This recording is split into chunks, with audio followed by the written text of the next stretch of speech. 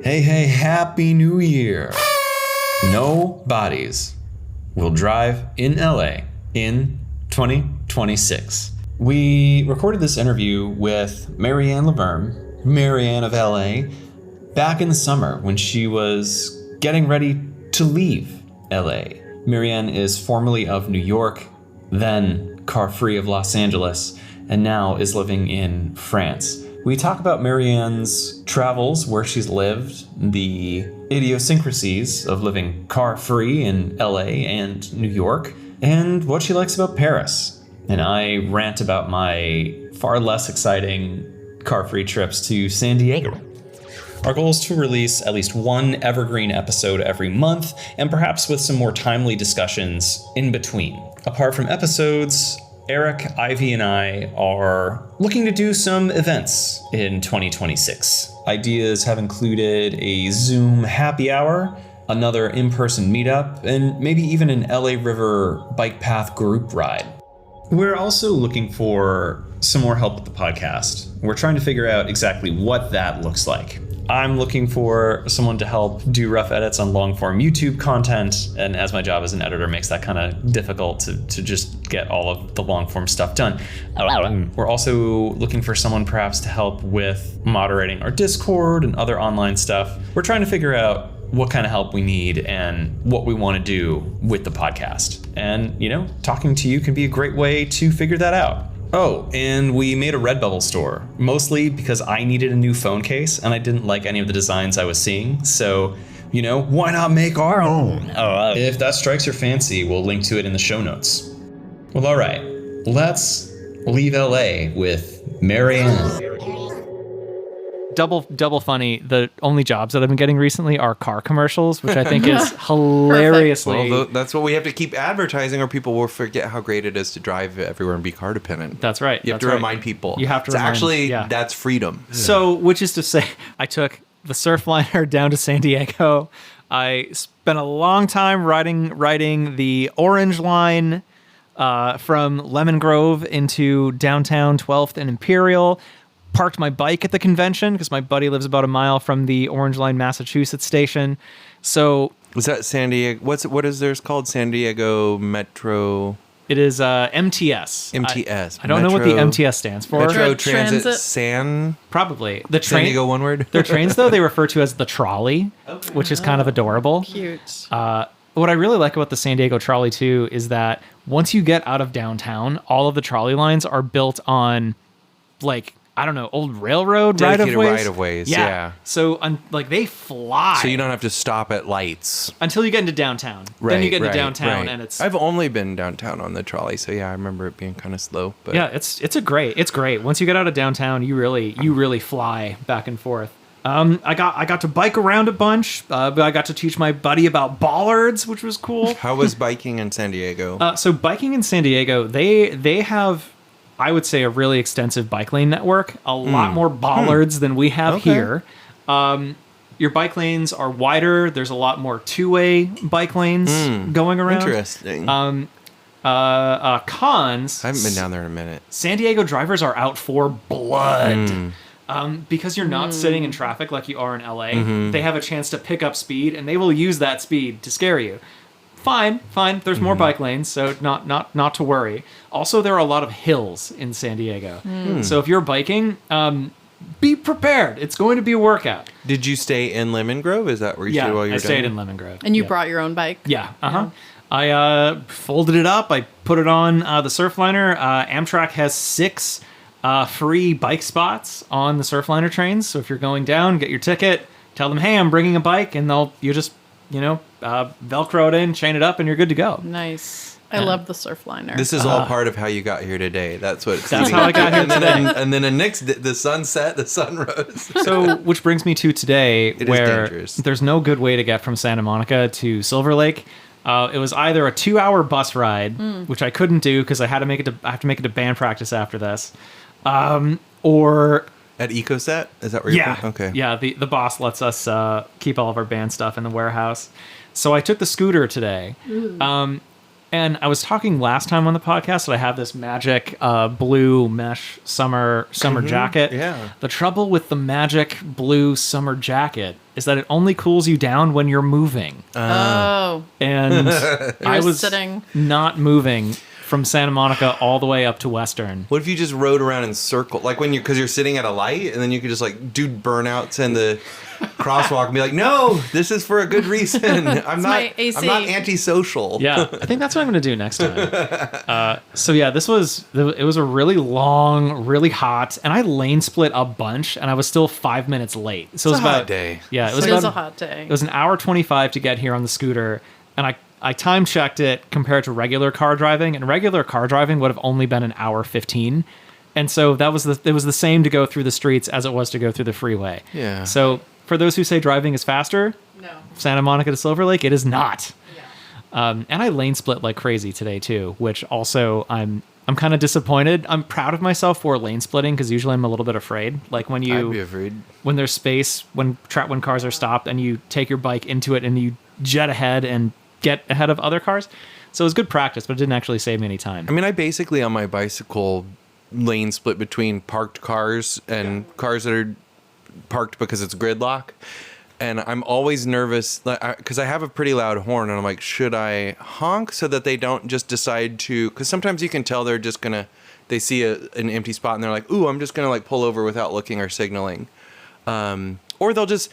Someone did this yesterday where he went way to the right before he did a left turn. A lot of people do that in cars, like they think they're steering a cargo ship, and they're like, I really need to like swing it around and use inertia to get this 90-degree angle. It's like, no, you can just turn left. If you're turning left, you don't have to turn right at all.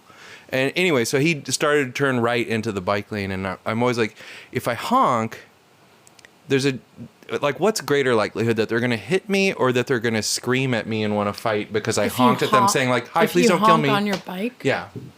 People have. How do you honk on I have your a bike? horn from Bike LA. Shout out Bike LA. Okay. It has several settings. It has a very loud whistle, which is annoying for the honker as the person being honked at. I think it has like a clown like which I feel it makes you look like the asshole. But and then and then it's and they just a regular like meow, meow, you know. And so yeah, I'll just honk to alert someone like, hey, you're turning right and I'm here. And then I have had people say, one guy, ironically, once a guy, I honked at him and then he was like, why are you honking at me? And I was like, oh, because you were pulling your pickup truck into the bike lane and you almost hit and killed me. And he said, you need to learn how to drive. And I was like, so confused, like, wait, what? I was like, you mean Bike? you want me to get a car and that will solve it? Or you mean I need to learn how to bike? Or is this just like, I'm going to say it before you say it to me? Don't talk semantics with beans. And then and then I was kind of like just confused. I was like, what? I need to learn how to drive? You're the one that's like driving in the bike lane and you have a general traffic lane all for yourself right there.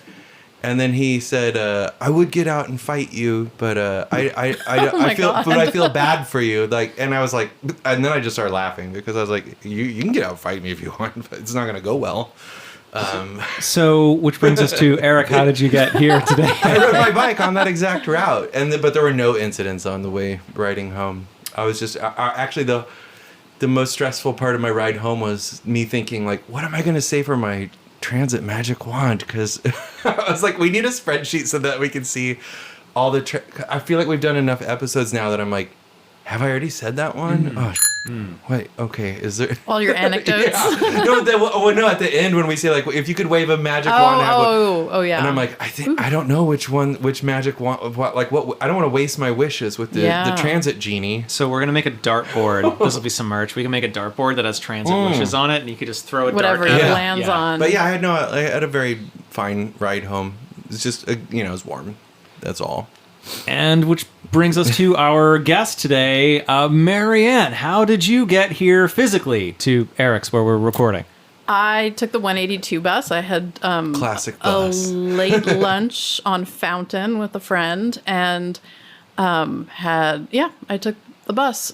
Had to kill some time in between, so had a coffee at Dinosaur, and then browsed at Trader Joe's when I got here too early. But yeah, the 182 is the short answer. Which is a new-ish bus that stops like pretty much right outside my door. And does not come often enough. Does not come often enough. It's not one of the 0 to 99 buses. Yeah, I think it comes twice an hour or something. Yeah. Yeah, the bus route that I would have taken to get here would have been E line to 90 to 182. Yeah, that's too many transfers. A lot of transfers. Two transfers is pretty much where I'm like, okay, this is as many as I'm doing. Yeah. Yeah. And so, MaryAnne, how did you get here in the grand scheme of things? Well, I kind of, I feel like I cheated my way in because I was born and raised in New York. And so my default setting was to not want to ever have a car or drive. Like, I grew up knowing that it was a pain. What borough? I grew up in Brooklyn. Okay. And I mean, my family had a car, and my brother and sister both drive. But I think it was in middle school, I had a teacher mention that cars, as soon as you buy a new car, the minute you drive it off the lot, the value of it like goes down by it half. depreciates. Yeah, it's the and opposite that of a really house. stuck with me. And so immediately I never liked being in a car. I always got car sick. I felt trapped. And that just added another ding against cars. So I was like, I'm never going to buy a car. Like, that seems dumb. And yeah, so that's always been my mindset.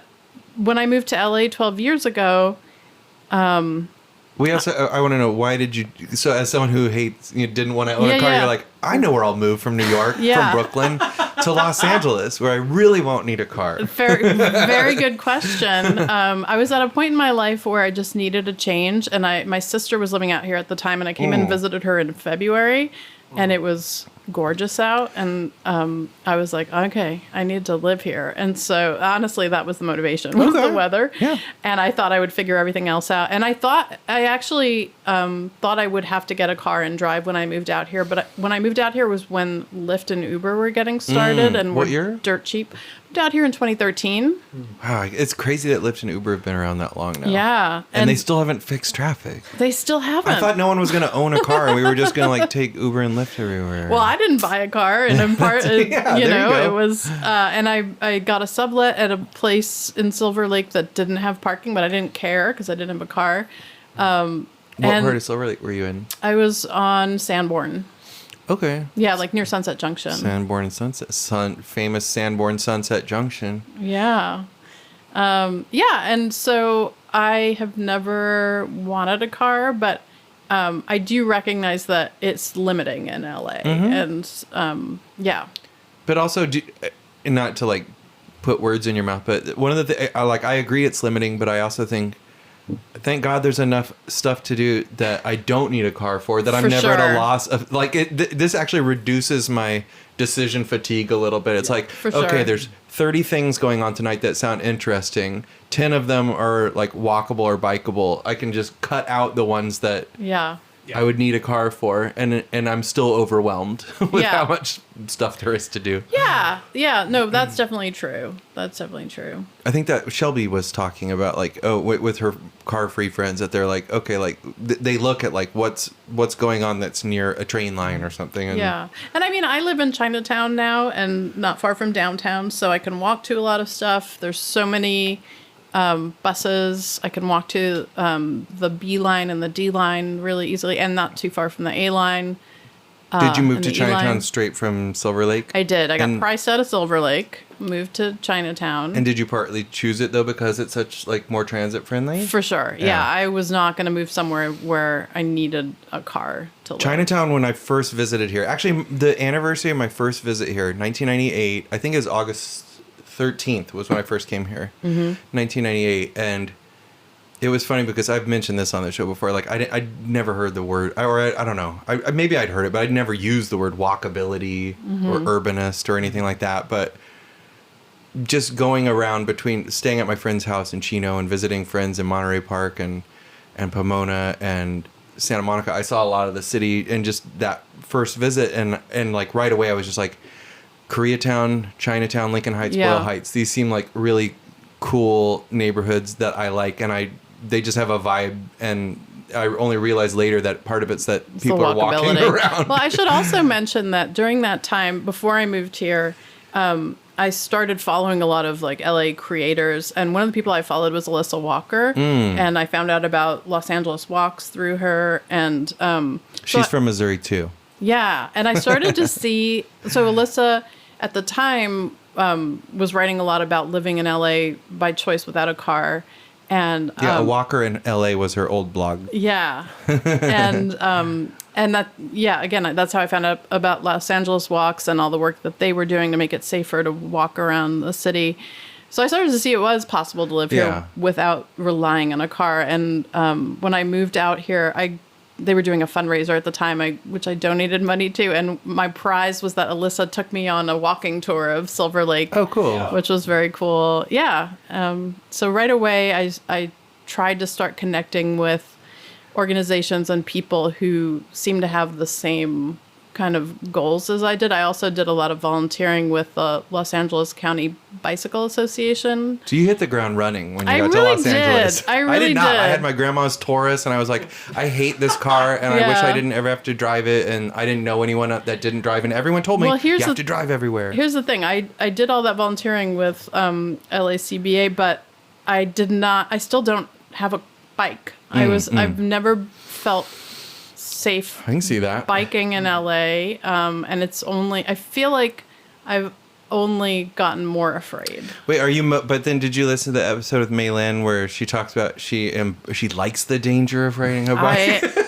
We are different. I was like, I don't know if We that's are a selling different. point for everyone. Yeah. I love how scary it is. I mean, not to be a downer, but I have a friend who was killed oh, sorry. riding his bike. He was doored on Fountain Ooh. and fell into traffic. Famously and got run awful over. Fountain. Yeah. So I've ridden on Fountain before and been terrified. There are streets that I've ridden on in Los Angeles that I found so traumatizing that I'm like, I would never ride on that again unless Yeah. they did a drastic upgrade to how crazy it is. I used to ride on Fountain all the time, coming back and forth between Amoeba and here when I worked there. yeah. So I mean, now you guys know that I'm about to move to Paris, and honestly, You're gonna need a car. exactly. I'm getting an SUV. It's time. A Mercedes-Benz SUV. No. I visited there. I mean, I'd been there several times, and I went back this spring. And when I came back to LA, was the first time in a long time that I started to realize the toll that it was taking on me to live in a. And I've heard you guys mention how LA has been deformed by cars. Yeah, that's what I always say. And that's 'Cause it wasn't so built around the spot car. on. That's so spot on. And I started to just become aware of how much that was taking a toll on me. And just coming from Paris, where they've taken so many steps to go the other way. Absolutely. Like really intentional. And Hidalgo being reelected after Yeah. because I think a lot of politicians here know that we are overparked. That if we are serious about climate, we would say, sorry, clean air days, the air's too bad today, you can't drive a car unless it's an emergency vehicle or Right. something. So we know all this stuff, but then it's like, yeah, but I will get it's not just that they won't get reelected. They are like, I'll get recalled if I put in a Yep. bike lane. Pause button. Can we define Hidalgo? Who is Anne Hidalgo, the mayor of Paris. Paris, yeah. She's been reelected multiple times, and she ran on saying like, okay, so I got rid of a third of parking spots. I'm gonna get rid of like half the ones that remain after that, and put in more bike lanes. And people were like, okay, cool, we're reelecting you. Like I just feel like people here so many people would just, I mean, it's the babies would just lose their if they like. No, we can't. And like, I mean, I honestly prefer Paris weather to Los Angeles weather, but I feel like I'm in the vast minority, and most people are like, I am weather sucking it here up. is I'm great. going back to winter because I just realized I've really done my best the last 12 years to ignore the deformities caused by cars. But you've also been involved in like the activism too, because Yeah. you're the one that introduced me to John Yee. Yeah. No, and I love that there are people who are trying to change things here. Frankly, I don't think it's going to happen in my lifetime. Yeah. I think it will happen. And at this point, I would like to enjoy my life. And I hear you. Not that I'm not enjoying it here, but But I know other people that have moved to other Yeah. cities because they're like, do I want to keep fighting for this forever, or do I just want to move to a place like Tokyo or Seoul where they already have it? If I felt like I was welcome to move to Tokyo, I might move there. But I feel a little more welcome to move to France. Yeah, if the government of Taipei wants to sponsor me to move to, or Tokyo, I will. I'm consider. lucky enough to have an EU passport, so I get to live in the EU. So yeah, That presumably makes things easier. yes, yeah, for sure. Right? So what? Why Paris? It's where I got a job.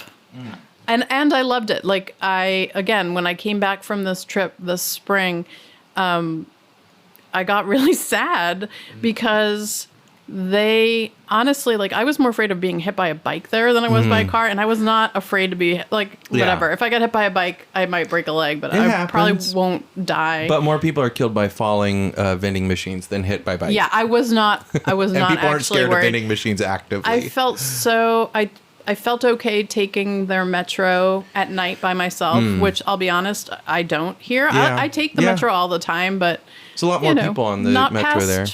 Probably not past 7:30 or 8. I'll switch to a bus, and then I did get my grabbed on the Paris metro when I was 14 by a Mazel man, tov. so I'm just saying it's you not must all. have asked for it. He gave me a look, and I was like, Yeah. I don't like that look. Yeah. Yeah. So it really is. I kind of at this point would like to live in a place that is already doing the things that people are starting to know need to happen here, but there's so much inertia you have to push against here. It is tiring, and I'm going to London in like 2-3 days. And honestly, I was thinking about kind of in the same way, because I was just thinking it's going to be nice to be somewhere for 10 days where I don't have to think about like writing to a city council to ask for a crosswalk and like just little things like this. It's like I won't have to do it there. And they have Greater London. I don't think, because people, one of the arguments you always hear is like, oh, Los Angeles is just too big for transit to ever work, but like it's somebody's job to cover every corner of the city or something, and every day, like I have to go from Gorman to San Clemente Island, and that's too hard to do.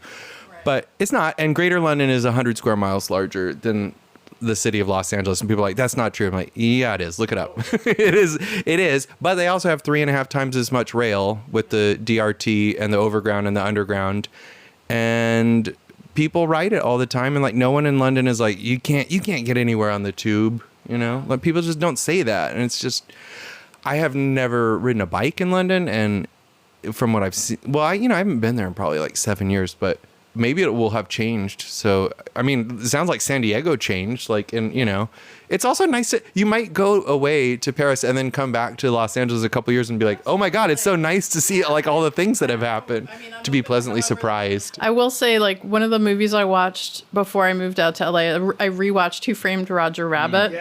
And that just was a reminder of like the bad decisions that were made in this And even city. though it's about Los Angeles, it's really about like every city except New York and Chicago. Like Kansas City had that. I just saw someone, I posted it on our Instagram. Someone did a thing about, did you know that like Minneapolis, St. Paul used to have all these hundreds of miles of trains, and then they got rid of it, and it was bought, and in that case, it was bought by members of the local crime families, and then they burned the train cars and got rid of it. And I'm like, yeah, that's a familiar story in a lot of American cities. You almost have to build, like, I love light rail. I don't care where it is. I like the view and stuff, but I do feel like it's a little bit harder to rip it out when it's underground. And I think that's or elevated, which I feel like is part of the reason that New York and Chicago never had their systems ripped out, not like Kansas City or like the first time I went to New Orleans, there was only one train line left. And, again, a city that used to have a big, expansive transit system. And New Orleans is really small and compact, walkable and charming, and one of the greatest cities on earth. But then I was like, why'd they get rid of all the trains? Yeah. And now I think they've put some of them back because they hadn't done anything with those dedicated right of ways. And also, I mean, I think it's all connected to like this very individualistic American, attitude of like, pull yourself up by your bootstraps. You've got to figure it out for yourself. The private is always better than the public. Yes, absolutely. It's the same reason we don't have healthcare. Right. Just eat healthier. Just do your own research on Wikipedia. Don't eat red dye number 5. Don't brush your teeth with fluoride or whatever. But I do always feel obligated to point out with the pick yourself up by the bootstraps. When that phrase was coined, it was meant to be ironic, because you can't actually lift yourself up by your shoes. It's like Looney Tunes physics. And like, but people have adopted that unironically, like, hey, you just gotta lift yourself up by like, you just have to do the impossible. Yeah. And it's like, thanks. Just say it that way. Yeah. So we were just chatting about this a little bit before the mics were turned on, but another like bit of evidence about this is like in France. Oh, maybe we didn't say this. In France, you are limited to what you can spend on rent. That's kind of another. No. It's tied into their social safety net. We were talking about other rent stuff, but they look at what your salary is, and you're only allowed to pay a certain percentage of that towards rent. Like you will not be given an apartment, which I think actually is good. Like in a society where there's a social safety net. How many, and you like, they get so much vacation time and I mean, I don't know. There's siestas, at least when I lived in this, it was an exchange student in the South. They had siestas and like people work like 30 hours a week or something. So for those of us who want to get the hell out of this, that is the United States. What do we do? Some people might be angry about that because it's like you don't get to decide, oh, I want to spend 2,000 euros a month on an apartment. They're like, oh, no, you're only allowed to spend 1,600. But you can have multiple properties, I think. That's what, when I was in exchange. So we had, my exchange parents had an apartment on the Mediterranean, and then they also had like a house in a small village in that the they hills. owned or rented. I don't know if they owned the apartment. I'm sure That's it's different true. if you own it, but They definitely this is for own. rentals. I guess they own the house. The house was like 1,000 Because it's hard years to old. kick people out Yeah. of apartments, so they want to make sure you can pay the rent. That's but, true. Yeah. Anyway, that's not transit related, but it's Yeah, just yeah. like Well, society housing, related. transit. Yeah. It's all Yeah. transits at the intersection of everything. Yeah, it is. Yeah. I guess like my San Diego adventures have been kind of. It's a weird parallel to my LA experience. Did it eclipse your Vancouver adventure? No, it's just more recent. Well, San Diego didn't get its own episode like Vancouver did. At this point in time, I don't know if this will release before my. We should do a ramblings meetup about in San Canada. Diego though. Some point, maybe like after a year. I don't know. I mean, there's a lot of transit like advocacy groups in San Diego, and I feel like for a city that big, that close, You I should come do one be in there Paris. Yeah. Nobody drives. People that, of course not. Yeah. Like, what? That's This- idiotic. Like, no, it's meant to be. Dakar. It's meant to be provocative. You don't understand. Yeah, but originally when I moved out here, I was initially going to move to San Diego. I love the look of that city, and that wherever you go, it's just a vista surrounds you on all sides, you know?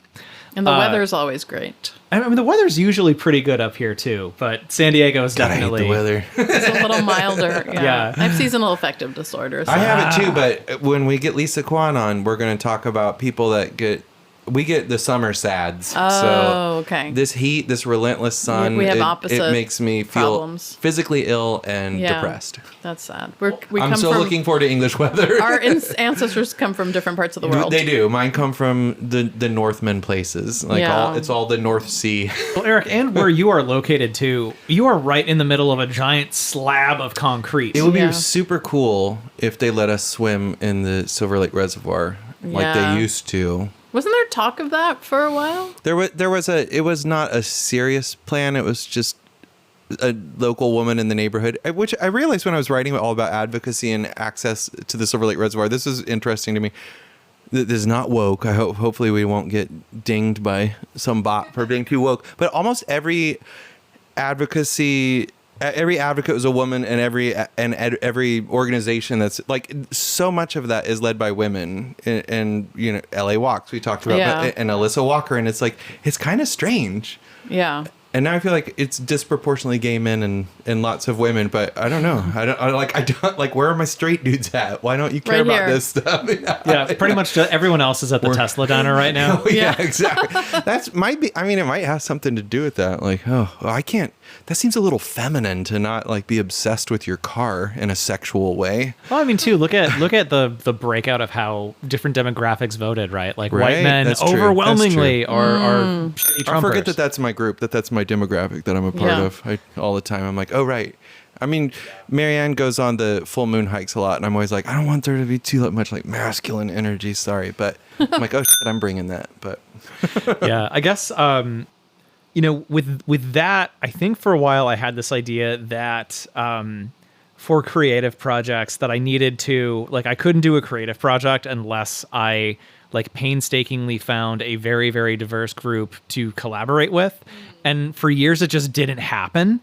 Possible I just didn't put myself in the right circles or whatever. And then without me trying, the groups that have sort of coalesced, like my warehouse band friends are all Canadian white dudes.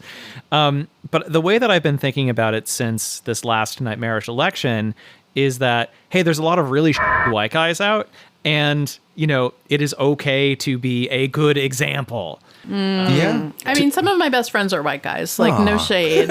I know some cool white guys. But yes, they are definitely, yeah, that is the exception that proves the rule. So I guess, like, for me too, it's just thinking like, hey, yeah, you know, it's important how I show up, and rather than focusing on like just work with what I have, work with who shows up, work with who I attract. And, you know, as long as we're doing some good, I think that's a net positive for everybody. Yeah, I think modeling a positive way of being that's not, you know, I don't know. I also think, like, not to get too far off track, but like offering guys a way of being that helps them feel safe too, because honestly, I say, like, nothing is the most fragile substances in the universe is a guy's sense of his own masculinity. Like, so guys are so like scared of not being perceived as masculine. So I used to own a men's shop on the corner, and, you know, it was like, it was a little bit of like a safe space for guys to come in and be express their insecurities about losing their hair or not being buff or whatever. And like, Fine men's shop. so I sold men's accessories, like those colognes over there, and men's socks, men's belts, a lot of locally made stuff. Maybe this will lead into your store. Locally, DOP kits, which are like the travel bags for men, shaving cream, Makeup kits straight for men. razors. Yeah. But I would have people come in and be like, you know, basically looking for like bling jeans, and I'd be like, no, it's not that kind of men's shop, or we don't have like FHM or Maxim on the, you know, on the magazine rack. And it was like kind of it was balling on a budget was kind of our unofficial motto, like that. Yeah, like, you should wear a hat if you're losing your hair, because you will get skin cancer. You know? Like, It's just practical. But you need to know how to wear a hat, and then you feel silly because you're like, I don't know, does this look stupid on me? Like, well, is it wearing you, or are you wearing it? And you how to like figure that out, and choosing one for your head size, and it feels very uncomfortable to a lot of guys. Yeah, so it was almost all locally made stuff, but which will bring us to an interesting transition, because I met MaryAnne because she had a place called the LA County store that was carried stuff all made in Los Angeles County. That's right. Yeah. So Eric had a show of his awesome maps at my shop. And yeah, sadly, I had to close during the pandemic. It was one of my favorite. I mean, that was like when I needed to get a gift for anyone that lived in any other city, state, country, I would always go to the LA County store, because I thought it's nice to be able to get something that you're like, this is specific to Los Angeles. Yeah. It was a great store. R.I.P. Was part of the reason that you wanted it to be all Los Angeles County stuff, so that did it have anything to do with transit? Like, you had to go to their showroom and be like, I don't want to drive or rent a car or fly, In a way, or environmentalism? Yeah, or, it was more the environmentalist connection, and I just see it as like investing in, like, you know, there's that wonderful organization, Invest in Place, like similar vibe as that, as like investing in the local makers and artists and creatives. So yeah, and I saw it as a great way I saw my job as like connecting those people, the people who were making things, with people who wanted to support that, but maybe it was very community too, because you had game nights and stuff. I had game nights. I had art which is openings. the opposite of like all the places that come into neighborhoods and people criticize for gentrifying. It's like, because it's planting a flag, not, you know, like bringing in your own people from some other. It's like disengage. It feels like an outpost within a community, but this felt very integrated into it. No, I did a lot of work to try to figure out who those people were. And I also try to make it really easy to apply to have your stuff in the shop. Like, I had a form you could fill out on the website where people could just be like, hey, you should sell my stuff. And, more often than not, even if I didn't automatically sell their stuff, I would let people come in and do a pop-up and like be there and see, Well, that's kind of how my shop was too, because I also just found like it was nice to have consignment from local artists, because then I can say like, it didn't cost, I didn't have to like buy a certain amount to have it in my shop. It's just like, I'm giving you a place to showcase your stuff, and we both just split everything 50-50 to make it easy. Exactly. And then you hopefully will tell people to go to my shop, because it's the only shop where you can find your stuff. And so like I had, wallet clips. I had like a lot of locally made great artist stuff, vinyl, vegan wallets, and my stuff was all vegan except for a strop on a straight razor. But I didn't market it that way because I just didn't want that to be the vibe. The vibe wasn't like all this stuff. None of this stuff's made out of animals. Yeah. Like that was not our unofficial tagline. Yeah. No, I was limited enough by keeping it just to LA County that I could not also add like vegan to it. I'm like, we're gonna, Yeah. So you were running, this is a question I've been meaning to ask people for a while now. I think we'll do an episode about this in the future. But so what is it like running a small business as a car freer? Great question. It was okay. I mean, the furthest I lived from the shop was in the strip mall across from Akbar on Sunset near Fountain. Where Tang's Donuts is? Yeah, in that was strip 20 mall. years ago. Yeah, where the empty husk where the of, sign for Tang's Donuts is. Yeah, that's a whole separate, we'll put a pin in that. But so I never lived, the furthest I lived from it was Chinatown. And so it was always like mostly I could walk there. Yeah, I would mostly get things delivered. So, I mean, that's the nice thing about it being local is like people could come bring me stuff really easily. I'm trying to think like, I guess, when I would have events, I would have groceries delivered for the events. But it was not really much of an issue. And again, my mindset is not default to car. And so it's almost like I don't know any better. It's like, no, of course I'm going to do my grocery shopping with a backpack. Like, why wouldn't I? I might have told this story. I'll try to keep it brief. But like when I was in college, because I grew up outside of Columbia, Missouri, so it was a rural part outside of a college town. Whenever we got groceries, we drove into town, and like my mom would buy stuff for a month or whatever. And then she had a garden and an orchard and stuff too. We grew a lot of stuff, but there's a lot of stuff going in the pantry, a lot of stuff going in the freezer, and she passed away when I was in high school. And then when I went to college, I was still kind of on that mode, but I didn't have a car. And I was like, so I guess I'm going to like walk out to the grocery outside of or the grocery store outside of town, load up my arms and get like all the stuff that my mom would get. And then I was walking through the median of like a wide road, like a highway with a gallon of milk in one arm in a bag. And like, I don't remember what else. I just remember the milk and being like, I don't even like milk. What happens if I just don't buy it? Will I die if I don't ever drink milk again? Then I was like, wait. And then the closest market to me was a Korean market, like a little, but almost like a tiendita style, like small market. And it was called East West Foods. So it had Korean stuff and Japanese stuff because it's Iowa in the 90s. And they're like, I don't know if anyone will know what Korea is.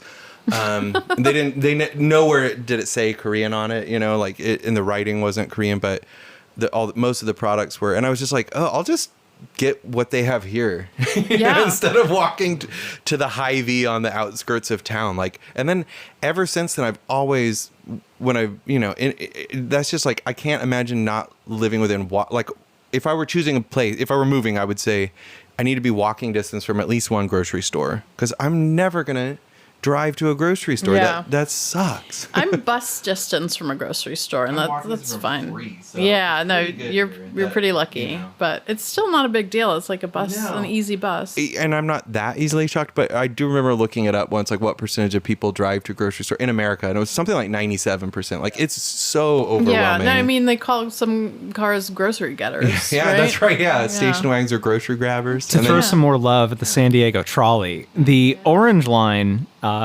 has a stop.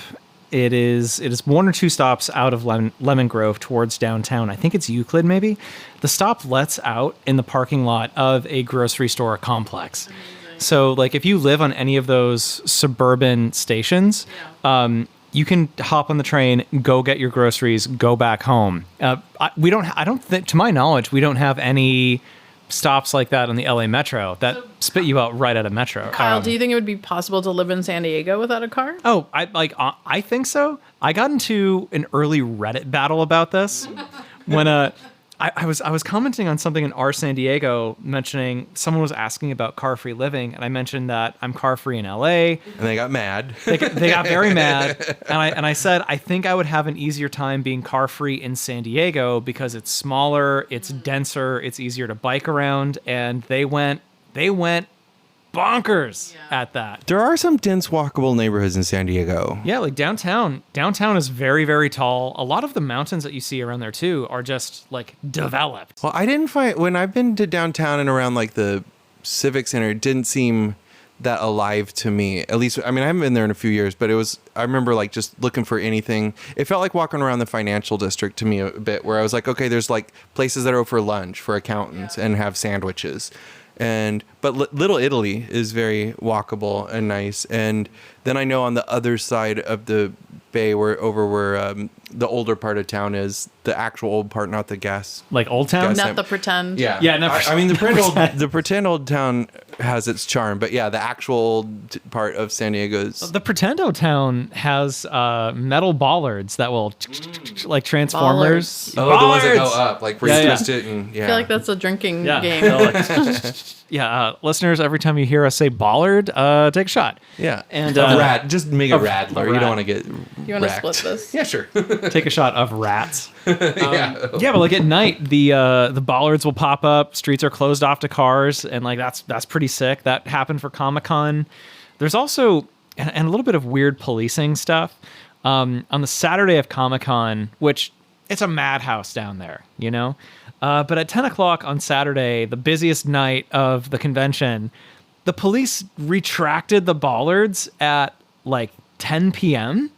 And there's hordes of people still clogging up the streets. They're like, the road's opening up. Get on the sidewalks. You can't fit that many Yeah. people on the sidewalk. Why isn't that more of a thing of just putting bollards up and down? Because, I mean, yeah, I really don't. Because when you hear about it, seems like it's unfortunately happening more and more where people decide they want to kill a bunch of people, like and commit an and act they're of terror, and so they're like, using a okay, I'm car gonna as a drive my weapon. Cybertruck into Yeah. into a night What just market or something. happened the other day? It happens all the in time. East It's- Hollywood. and it's like, what if we just had physical barriers that your Cybertruck or SUV can't go through? yeah, not those little wimpy plastic bollards. Yeah, but, exactly. like, The metal ones or concrete ones Yeah. or K-rails. It always makes me so sad because I've also volunteered at Ciclavia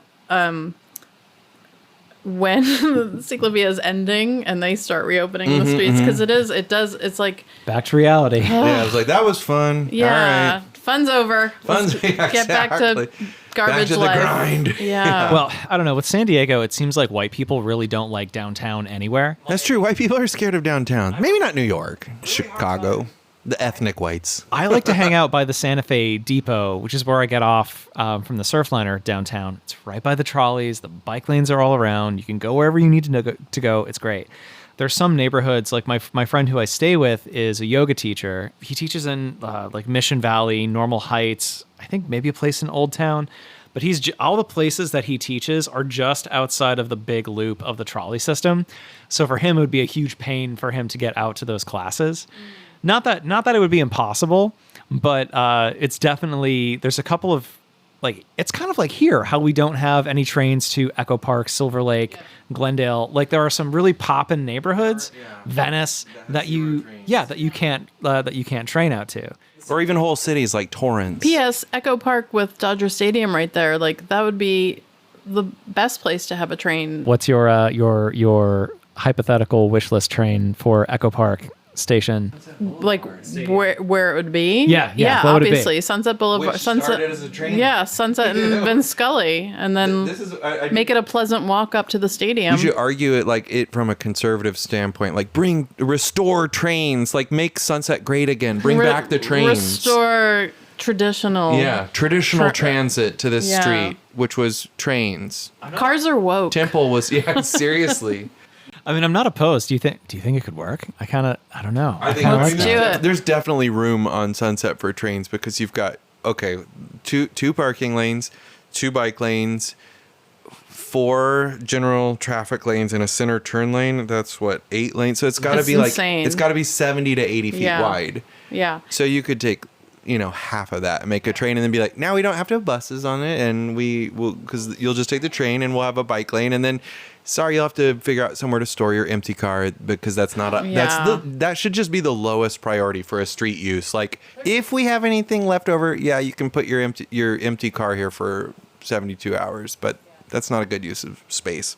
This is an unpopular take, but I don't think any parking should be free. Oh yeah, no, that's I know it's not unpopular with you too, but like in the wider world, it's communism. It's yeah. like, I hate that. Socialism. Yeah. Socialism for cars. How would you, if we're going full bore, no parking is free, how would you charge parking for like single family homes? Oh, I mean, if you have a carport, that's on your property. That's how it is in Japan. You have to demonstrate that you have to have a and place if to not, store then it's your metered car parking.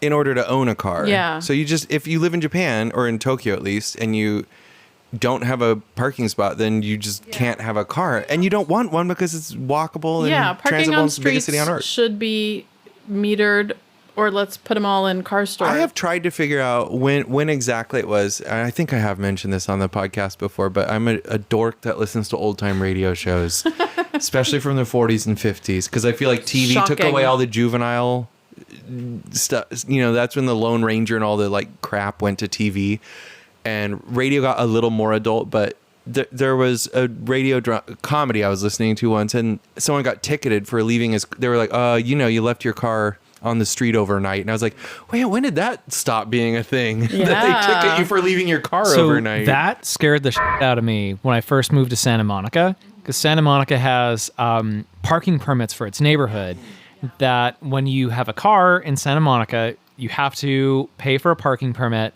and you can only park within a 2-block radius of your unit. And you're like, so if I go 3 blocks out to get a spot, I'll get ticketed overnight. And I had never encountered that before, coming from, the rural wilds before. So I was just like, wow, where am I going to put this car? I'd never parked on the street before. I got to parallel park. What am I going to do? And so, it was eventually, I figured it out within 12 hours of getting here, but it was a very tense, frantic 12 hours. Yeah. Well, that's why it goes best with the city also providing you with alternatives to driving, so that you're not forced to be like, oh, where do I put my car? And it's like, hey, you don't need your car anymore because we have great trains and buses I and will say, bike lanes. I got a fellowship to take a writing class at UCLA this summer, and which was wonderful. And I'm so glad I got the opportunity to do that. And what they offered was free parking for everyone participating in this class. And I took the bus there. There was no money for transit, and I know like UCLA for their regular students, they have like a UCLA card where you can take transit for free. So I did, like, I'll be honest, I was a little resentful of that, and I did mention it to them for future cohorts to at least offer something similar. Fine, pay for parking, because it's all teachers taking this. And no, when I worked at Amoeba, we got free. They paid for our parking at a parking structure, and I was like, what if I just walk to work or ride a bike? Yeah. And then they were like, great. And I'm like, you're supposed to be hippies. You should be encouraging I will this. say the school where I've worked for the past 3 years, they did offer free parking for employees, but they also said if you don't take a parking spot, we'll give you an extra $100 a month. And I did try to like wheedle out of them, like, well, how much are you spending to park people's cars? I'm sure it was more than $100 a month, exactly. but at least it was something, and it did mostly pay for my tap card. Obviously, we're in like a bubble of being more aware of transit alternatives and not wanting to be car dependent, but I'll tell you, I talk to people all the time who are like, I've never taken the train in my life living here. And I'm like, and like, it's so, Paz was, she just went to Dallas, and she was going with some friends of hers, and she was like, I'm going to take the, Who's Paz? Una, Paz, Oh. my partner. And then she was like, I'm going to take, I'll take the flyaway to the airport. And then they're like, you're going to take the bus? And she's like, oh, like, The flyaway is awesome. it's fine because and they're like, no, we'll pick you up. And it was just like, And none of them had ever taken. And I don't like. It always just blows my mind because some of them are people from other. There's multiple things at play here, right? One, the film industry is a cancer upon the face of the earth. Well, it is who we attract here in parts, you know. That's right. So you have an industry that is by nature. I read an article that described LA as a very blue collar city, like with the Port of Long Beach, super, blue collar, super manual. The port down labor. there is the biggest port outside of Asia, biggest port in this hemisphere. People don't realize that like 70% of stuff that comes into the U.S. comes through that port. It is super blue collar. And then film industry, it has a reputation for being super left leaning, but most of the jobs, it's like utilities, it's trades, it's very hands on, salt of the earth kind of stuff. And the way that industry is, I think it only sprung up here because we have so much surface parking. Like, where are you gonna park? Part of it. I mean, part of it is that we have the climate and the varied topography so that we can play lots of different countries. The first movie shot in California was of Count of Monte Cristo. So this was, the Mediterranean. And I was like, that works. It's not. We don't have to do a whole bunch. Well, like you could park 30 trucks in a parking lot, and there's space, right? yeah. And Thomas Edison couldn't come after you saying like, I have a patent on that machine, so yeah. So, you already have a lot of the jobs that are here are not really the kind of jobs that lend themselves to being car free. And I think, although I think, I don't know if it's true, but in Los Angeles plays itself, he said 3% of people work in the entertainment industry in Los Angeles. Seriously? And, I don't work in the entertainment industry at all. Thank God. Yeah. Thank God. And like, so a lot of people are just working in LAUSD or in, whatever. Like delivery jobs are the biggest jobs for white males. A lot of academic here. work. And, we have more universities and colleges than any town in the U.S., I believe. I heard that somewhere, read that somewhere. Might have been AI, which you can't always trust. No, but I think it's true. I was going through them with one of my coworkers today. I was like, you got Northridge, you got Long Beach, you got, and he's like, oh yeah, and then the one where Obama went. I was like, yeah, exactly. We have a ton of schools here. Yeah. But I do think, and maybe we say like, okay, a path to citizenship, and it is you just promise to not own a car when you come here, and we'll be like, because someone did tell me once at a party which I took the bus to, party in Westwood, and then he drove, and it's a birthday party, so we're gonna be drinking, and I'm like, yes, sometimes people drink and drive because they're like, I don't know how else to get home, and that sucks. And we have what bus did you take to Westwood from here? I don't remember. It's been a minute. Was it the 720? Does that go? I guess so. Yes, it goes. It does. Yes. And then I remember I was like, your family's from Taiwan. Like, why are you not taking the bus? And he's like, oh, because my parents came here as like refugees from urbanism. Like they wanted to live the suburban dream. So they came to, and I'm like, but okay, which I get, but then don't move to the most densely populated, second most populous city, most populous county, because you're making it a problem for all of us that are trying to have an actual urban experience in a place which for decades has been all those things, like. I still remember when I went. Moved to the Dallas suburbs. When I had the shop, I went to there was a morning breakfast opportunity to meet your city council person. And so at the time it was David Rue. Oh, yeah. And I mentioned, my shop was on Sunset and Fountain, and there's no crosswalks between Fountain and, I want to say, Sanborn. Like there's a long stretch of There is a very long. We crossed it on one of the Silver Lake walks by where the Bates Motel used to be. And so many people just cross in the middle, and I'm like, you're insane. I'm not doing. Anyway, so I mentioned this, like, hey, can we? And there's a school. There's a JCC school right there in the middle, and I'm like, can we at least put a crosswalk where the school is? Right. And here's a radical idea: a crosswalk in front of schools. And he was just like, well, that's just gonna cause traffic. And I'm I'll tell you, I lobbied for getting a crosswalk on Glendale Boulevard because there wasn't one between the library on Silver Lake and Glendale, and then you had to go all the way down to the 110 freeway where, what is the street that's down there? It's at the bottom of Duane, but basically you're almost at the border with Echo Park. There was just this huge expanse, and people are flying because they're coming off the freeway that ends right there. nicely. And then I was just like, can we get a crosswalk here? Also, because it's between the Cha-Cha Lounge and Red Lion, and like you've got people going back and forth between bars, people stumbling out of bars. And he's like, well, that's just going to give pedestrians a false sense of security. Oh, yeah, because they want to do those fake crosswalks where it's like a flashing light instead of like and a that's proper what they did. And then red they light. didn't have flashes at first, and then they added the flashes eventually. But Devil's advocate that's it, here. yeah. Yes. There's a flashing crosswalk on Pico and 3rd in Santa Monica. I use this intersection on my bike when I'm going to the YMCA, and I use that one because it is faster to use the flashing "let me cross here" crosswalk than it is to go to 4th and Pico that has a regular stoplight. It's faster, but it's not as safe. No, even when I'm on delivery sometimes and people hit that, it's just like you're just so like, oh, where are they? Whoa, they just like Yeah, because drivers don't. You're not see expecting it. You're not. Yeah. You're not geared up for it mentally. I think it's worse for the drivers in a way. Like my anecdotal experience though has been like drivers it might not be the first person who comes Yeah. by, but they'll Right. stop. And the first one will fly through and be like, sorry. Yeah. And the person who does stop, they plug up everyone behind them. Yeah. So then for me, it's like, oh, great.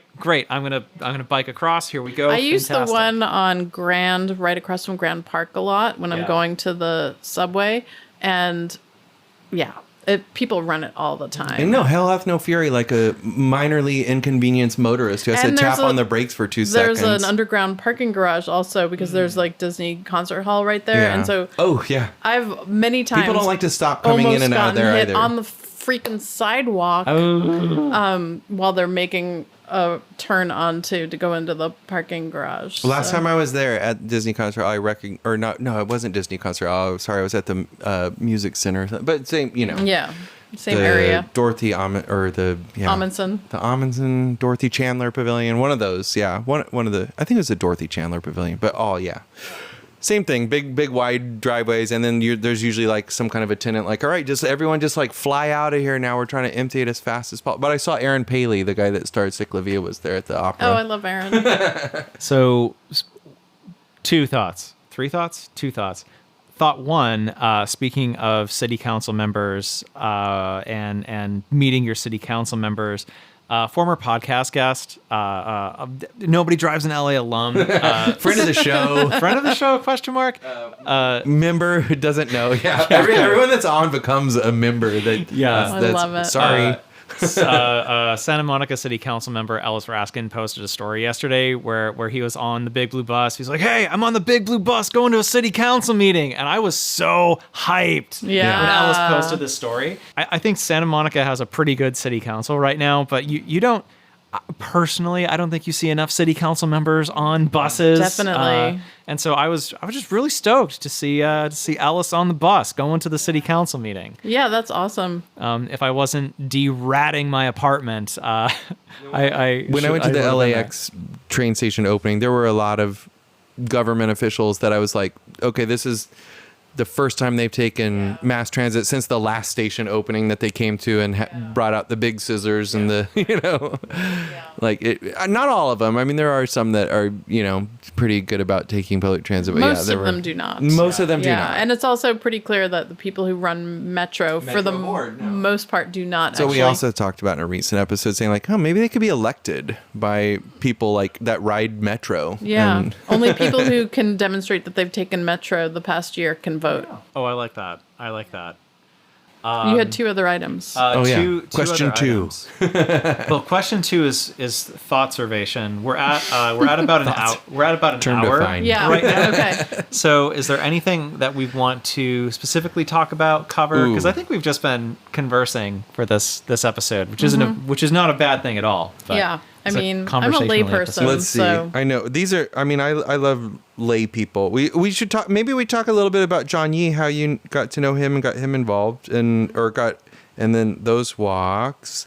And I wanted to use a metaphor of like now that Los Angeles is in the rearview mirror, but I don't have a good way of inserting that in, so I'm just gonna like shoehorn it right in. I Maybe you love could it. edit that in, like. John, if you're listening, I would very much like John to take us on a guided walk through K-Town. So to do a video of some sort about it. I went on one with him. So I met John volunteering for Los Angeles Walks when he was the executive director. We were knocking on doors to get a crosswalk put in near a school.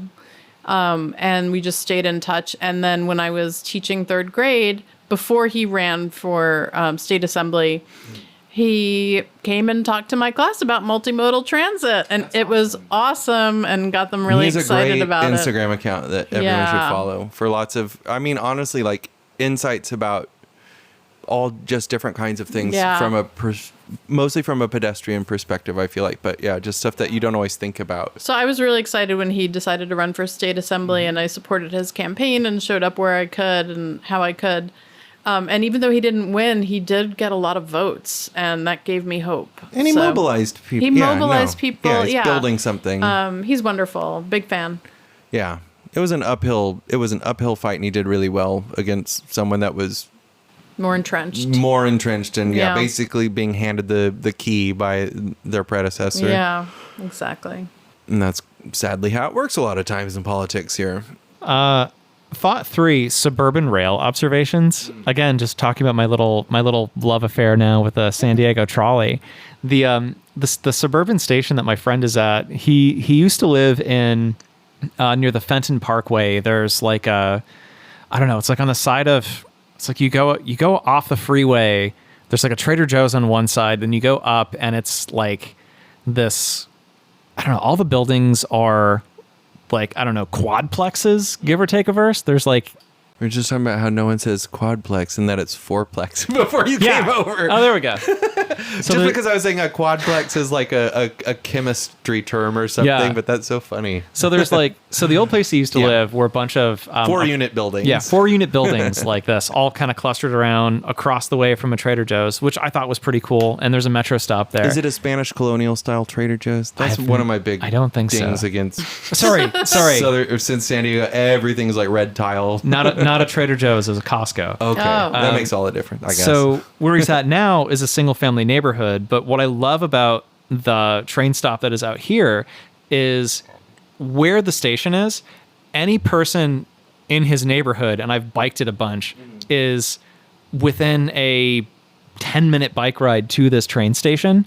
The way that it's located, I mean, there's way more parking at the station than I would like, but on a day like San Diego Comic-Con or maybe a Padres game or when there's big events going on, that lot is full. So the way that it's designed, I think the station is designed for people in the suburban neighborhood to use, and for like people commuter rail. Yeah. Instead of regional rail, like more of a commuter rail. And for people model. like me who get around car free, like, oh, I'm going to stay with my friend, of course, because they're great. Why would I not stay with my friend, you know? But it's still totally doable if you were car free. Now, what I would love to see at this particular station is I would love to see, I don't know, a coffee shop. I would love to see amenities. A vending machine. Oh, yeah, a vending machine. Much to ask for? Yeah. But still, it's like, oh, man, this is... Like, the bones here are really, really, really good. And 2 stops down, you're at your grocery store. Yeah. Wow. I would love to see more activated train stations here. I just left a kind of, I mean, I call it trolling for good, but, you know, someone was posting something about how great the New York transit system is, and I was like, it's amazing by American standards, pretty good by European standards, and like trash by East Asian standards, you know? And I was just like, because congratulations, you're better than every transit system in the US. I haven't been to DC. I hear DC's got a pretty good transit system. I went to Tokyo last year, which was my first trip to Asia ever. And those train stations, it's just like, wow, you can just like hang out in the train stations your whole trip. We went and to have train a great stations to not take the train sometimes. We were like, oh, I just want to go to this bakery or this ramen shop or whatever. Exactly, the best vegan ramen was in a train station. And then when you're there, you're like, vending machines. And, you know, it's weird because my understanding is, and there are, I mean, Seoul is like that too. Taipei is like that. Osaka, Hong Kong, I think Ivy said it was like that. But I think that Japan kind of led the way. And I think it was, from my political perspective, kind of interesting that it was because they privatized a lot of the train lines there that they were like, okay, then we need to make revenue instead of relying on the government So to pay for smart, anything. And yeah. I'm like, I'm fine with that. Here's one of the things I'm that fine kind with- of like making revenue is something the government can do too if they want to, you know? one of the things that sort of like broke my heart / enraged me is, was it last year, a couple of years ago, when the freeway broke Oh yeah. and it was immediately repaired? We're going to dump like $1 trillion in. was like- It's going to be closed for no more than like Okay, 30 so minutes. we can- we can build can- stuff really fast Yeah, if we want. it's a choice that we're not doing this. And so, yeah, that definitely started me down the path of like, yeah. There's this- a value thing, but when you, I mean, and I hate to, because I do love Los Angeles, but I hate to say that like everything we do about the streetscape reinforces the primacy of cars, the importance of cars, that like there is a hierarchy and that cars are on top and then empty cars are number 2. Yep. Buses are below that. And it's like, because it's okay to block a bus lane. And if you have your hazards on, be like, sorry, go around me, losers. And it could be like 40 to 100 people that you're inconveniencing. That's fine. They're bus riders.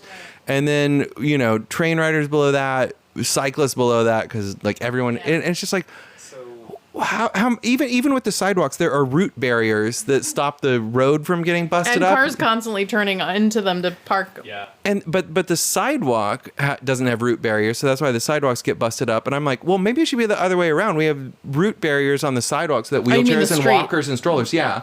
And sorry, and then no root barriers on, but make a bigger tree well that carves into a parking space and just lose a spot for cars, and then have room for roots to get oxygen and water so that they don't bust up through the infrastructure. I mean, honestly, you could park a car over a route a lot easier than you could That's bike true over too. it. That's true too. Especially with everyone driving like off-road 4x4s through a city. We're gonna be one of the people we're gonna see in London. I mentioned her on the show before because she came out here and she's young and it was like her first time and she just had all these observations, but they were mostly about getting around here. She's like, why are the streets so dark? Why are the sidewalks so bad? Why are the roads so wide? And why do people drive trucks inside of the city? Oh, and also, why do you have to push a button to cross the street? And I was like, all these things are about the primacy of cars over people. So when the 10 was molten last year, I left Mayor Bass angry comments daily about Mayor Bass, we're fixing the 10 and an accelerated timeline from a month closure to a week closure. How about let's accelerate that signal priority on the E line? Yeah. How about Mayor Bass? Let's get the D line finished now. Yeah. Not politically expedient. This might be controversial. I think she knows all that stuff, and I honestly think that she's probably more progressive than her track record suggests. I think you're right. But she's like, if you look at anything she posts, it's like 90% of the comments are like, resign now, you're reminded to resign. It's just unhelpful noise, just garbage vomit spewed by like racist, fascist, white supremacists. And it's just like, that's not helpful to hear that all the time. And she doesn't hear from us enough where we're like, hey, we know that it's the right thing to do. Can you accelerate this like mass transit thing that those fascists that yell at you, they're not going to take this. We need a Mom Donnie. Yeah. Right. So Eric, do you want to bump set with your, now that LA is in the rear view thing, and I'll take it from there. I just told it, yeah. So now that Los Angeles is in the proverbial rear view mirror, do you have any? I'm sorry, what's a rear view mirror? Yeah, term defined. What's a rear view mirror? Okay, You can attach one to your bike Sometimes they have handlebars. them, on the handlebar, the curved ones, and it's like you can, Or if you're if you're a one-wheeler, wheelbase, yeah, the spokes. you can wear. There you go. Some of the one-wheelers that I ride with, they have rear view mirrors on their gloves, so you put your hand up and then you look behind you, so you can see what's coming. It seems very like Super Nintendo. Yeah. So now that Los Angeles is in your rear view, Yeah, MaryAnne, what observations do you have about how are you going to save the city? And maybe we should just Gonna also save the city. Yeah, how are you going to save the city? You have a magic wand to do one thing that you want. Oh, this is my transit wish. It could be that or not. Yeah. It could be two different things. You can also just share observations about what you learned about Los Angeles from as a New Yorker. Yeah. Yeah, it feels a little weird to like.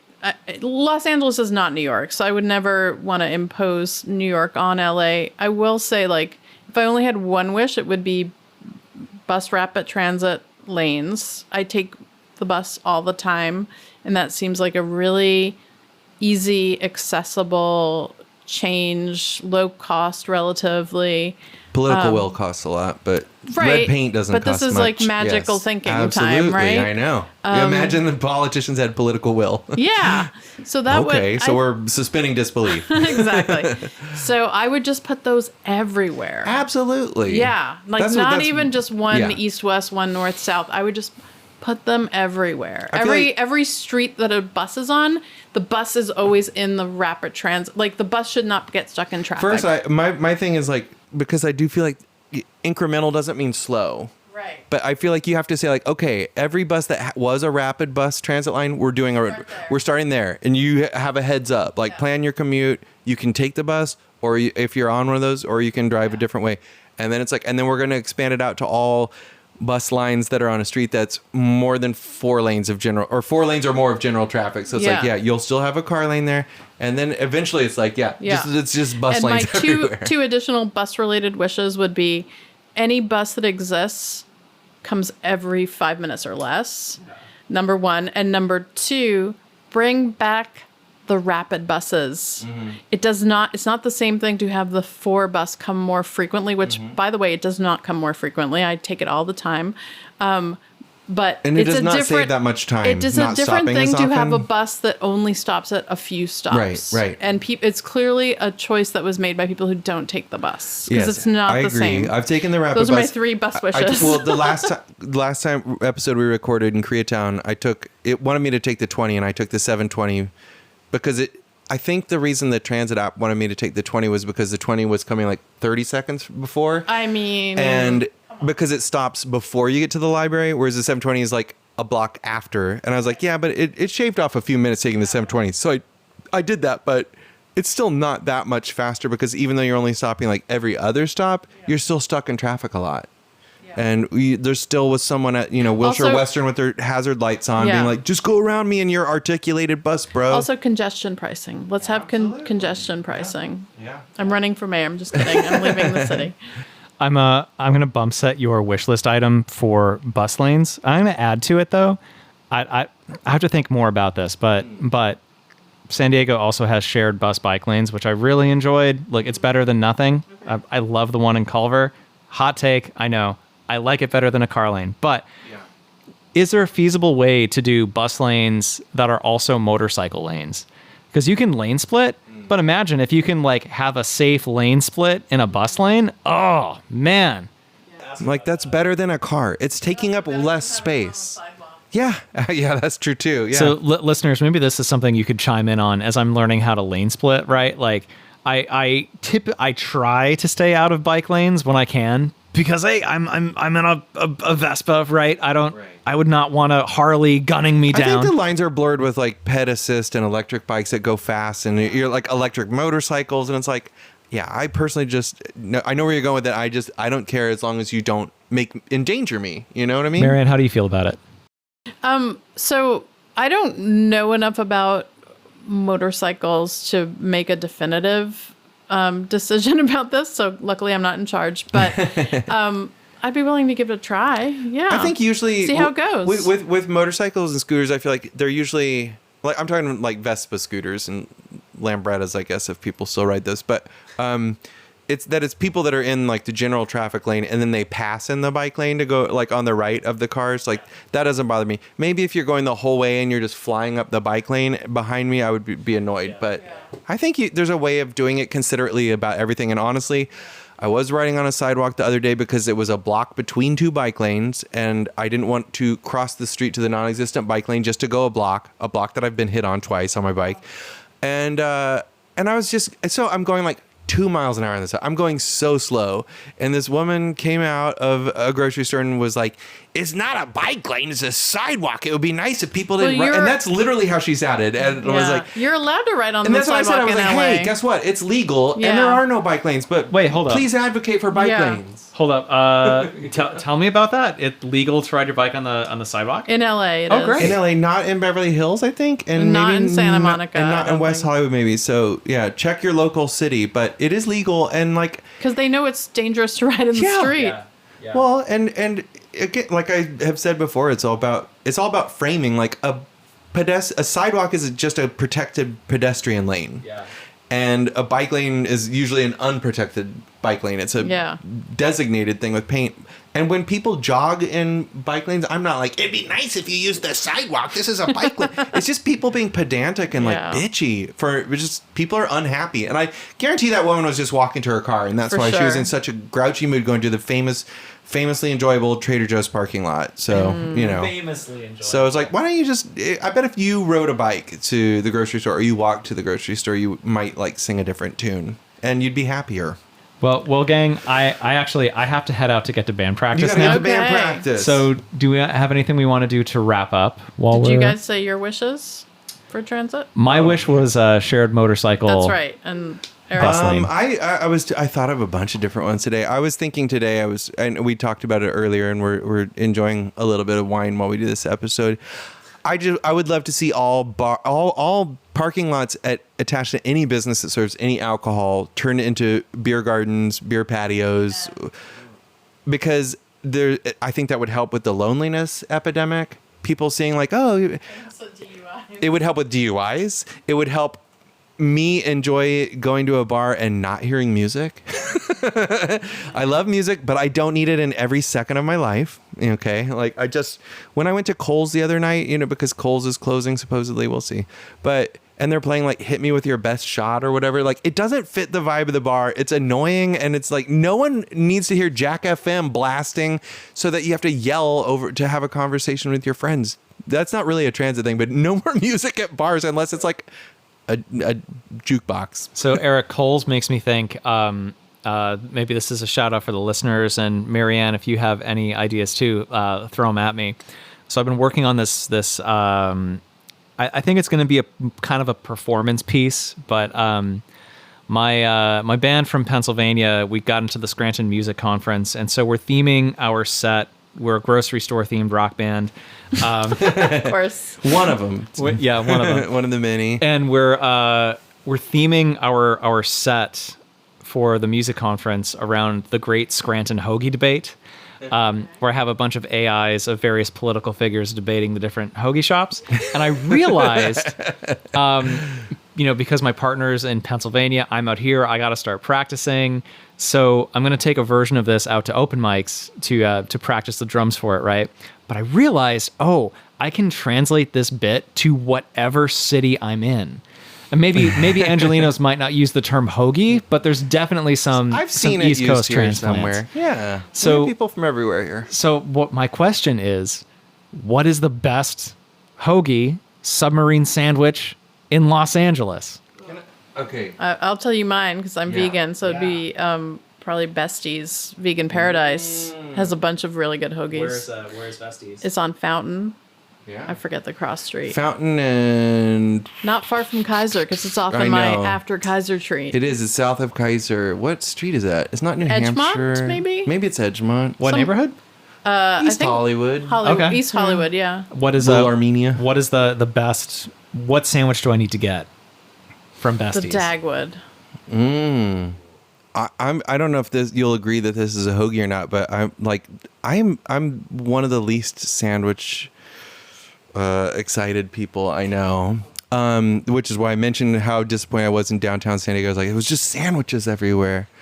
But the exception is banh mi, and I feel like a banh mi is kind of a hoagie. Yeah. Okay. It's on like a long piece of bread, and it's stuffed with stuff. I got dua cha and some vegan ham right now in my fridge for making my own banh mi, and so I'm gonna go with banh mi. And around here, I'll say Kyozyang Bakery on Echo Park, but I also love banh mi che kali because it's cheap, and that banh mi should not be more than $3 ideally. It's like a pupusa. It's just, I don't know how they're expected to make a profit on this thing that costs so little and seems like a fair amount of work to make, and it's so delicious. So part of the hoagie debate, but banh mi chai, by the way, because banh mi veggie. Okay. Yeah. So part of the hoagie debate is in Act 3, George W. Bush shows up advocating for a Coney Island, Texas wiener place, and really calls into question what is a hoagie. Yeah, okay, so there you go. So there's room to throw in some curveballs to this. Speaking of Vietnamese food, my buddy took me for bún bò Hoi when we were in San Diego, and apparently bún bò Hoi is, I guess, like a it's a more niche, it's a spicier kind of dish. He was saying that pho is, it's kind of basic, you know, but if you want like Sure, it's breakfast food too, which is weird that most people I know have it for dinner. They don't. Non-Vietnamese people, I think, mostly have it at dinner. Yeah, but that's right. like I've had it. I've had waffles pho at for night. It's dinner. allowed, but Yeah. So MaryAnne, what are you most looking forward to in Paris? This is a great question. Honestly, I mean, a bunch of things, among them not being a weirdo for having a car, but also I'm looking forward to really learning French. I've been working on it here. I know it'll be easier once I'm there. absolutely. How good is it? Mal. Yeah. I will say that contrary to what people say, when I have struggled with French in Paris, people were helpful to me. Yeah. Everyone's like, oh, French people, they don't want to help you. Maybe not if you're yelling like, did you speak English? But people have always been nice to me. And I argued with a police officer last time and he assumed that I was British. I assumed just because I spoke a modicum of French. And he was like, well, back in London, you'd be paying this much for a ticket for a lost metro ticket to bring it all back to nobody driving. I lost metro ticket.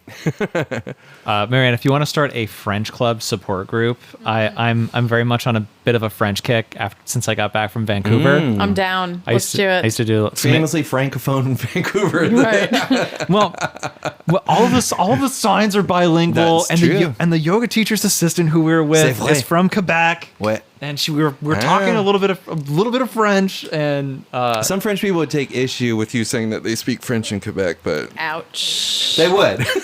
I'm just saying, hey, she had Quebecois French makes more sense to me. They have words like 80 and 90, 80 and 90, instead of 90. Oui. Stuff like that. Yeah. Like, come on. Why are we doing math? We're just trying to say a number. Even if it's simple math. Like, there are better ways of saying 90 than that. 90. to be fair, she had similar opinions to what you were voicing there too. But Yeah, they're like, oh, well, that's too sensical. It's not it's not poetic enough. Like, I'd be what? down. I've been doing the library has the Pimsleur language series on Libby. So I've been doing on Libby. those. Yeah, Nice. so I've been listening I to the haven't tried to audiobooks. do any language. what is the on- Pimsleur language series? Pimsleur is I don't know how to describe it, but it's basically just like you listen to a little story and then Yeah. it asks you questions and you're supposed to answer them. So it's context-based vocabulary and grammar building. Oh, cool. I'll Yeah. also say if you like, this is my own French hack. If it's going too fast, you can always put it. Normally I listen to stuff on a higher I'm on speed. 0.85. There you go. You just slow it down. And Because- so if you listen to the news in French and you already Yeah. kind of know what's going on in the That's- news, yeah. and you're like, oh, okay, I got the I gist was of up this. to level 4, but that wasn't available yet, so I went to level 5, but I had to bump it down to 0.85 speed. The fact that you're trying like sets you aside from just most Americans don't try at all. Like they Oh, go somewhere yeah. and they report back like, hey, you don't even have to English know is not English. my first language, so I come in. You know, speak Italian, right? that was my first language, and I speak Spanish, so I feel like my brain is primed to It's learn not French. that different. You Yeah. should learn Catalan while you're at it. Please, Si us maybe. plau. I'll move to Barcelona Yeah. next. Si us Oui. plau. It's kind of like s'il vous plaît, like Ah, that. s'il vous plaît. Instead of I can't Oui. do Spanish. Si. Yeah, si us plau. Yeah. Por favor. Yeah, that's. It's sometimes Land this- it's more like French. Sometimes land it's this more like plane, Kyle. Portuguese. Yeah. Dock this train. Well, all right. Well, gang, it's been a party. It's been real. MaryAnne, is there anything you'd like us to plug, or you'd like to plug? We do have to do that. Yeah. Oh gosh. Not really. Follow me on my plane to Paris. Yeah, exactly. I guess you could follow me on Instagram. It's currently MaryAnne of LA, but I might change it to MaryAnne of Paris. MaryAnne of La. MaryAnne MaryAnne de Paris. LA. It is private, but I will accept your follow request if I know from. if it's Just from mention here. that you're from Nobody Drives in LA. That's right, Then yeah. she'll know you're not a freak.